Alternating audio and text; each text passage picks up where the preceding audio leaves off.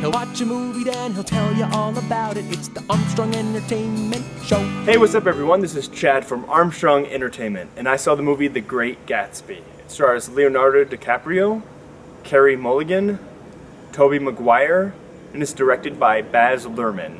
Now, this film is obviously based on the F. Scott Fitzgerald book from the 1920s. It's about this middle-class working man, played by Tobey Maguire, who is a writer, who moves into this neighborhood surrounded by basically these millionaires who are throwing these lavish parties and living these extravagant lifestyles, and everybody has money and just like very loose, freestyle living. And his neighbor is Jay Gatsby, the most infamous person on the island. Nobody really knows anything about him, where he came from, where he got his money. They form a friendship, and Tobey Maguire's cousin is Carey Mulligan, who's playing the role of Daisy.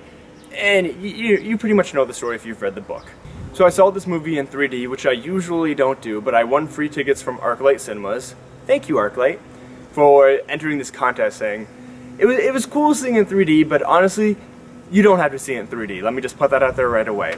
But this movie, just the way it was shot, and you know how Baz Luhrmann does his shots, just like, oh, it's so cool. I loved it visually. I almost could have just watched it in mute, and I would have liked it, because it was...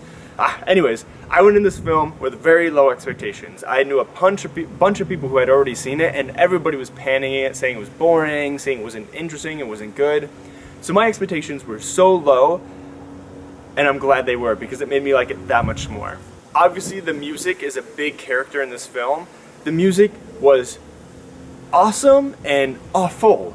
There's, for instance, the Lana Del Rey song that they played over and over again. I thought that one worked really well with the film, and it kind of reminded me of Raindrops Keep Falling on My Head, that's in the Butch Cassidy and the Sundance Kid.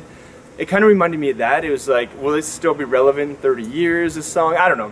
But then they had the Jay-Z songs that just kind of, I mean, I understand what they were doing, but it didn't work. All the music didn't work for me, and it took me out of it a little bit.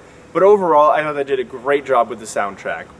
The acting, obviously it's Leonardo DiCaprio. I can't remember the last time I was in a theater when the audience actually applauds when Leo DiCaprio shows up. It was really, this really weird moment where he just like turns his head and the audience starts clapping, and I was like, oh, that's so weird. I don't know, it was just really cool. It made me feel like I was in like the 1950s, 1960s when films were like that, just like that. It was like, it was an experience to watch and see.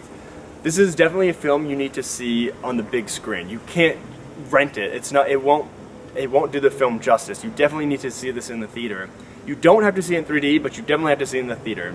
I think it's about 20-30 minutes too long. There's a little parts that I would get a little bored with, but overall, I'm not a big fan of the book. Like, I don't know the book inside and out, so my expectations weren't as high as other people's who have read the book and say that it can't be transferred to film.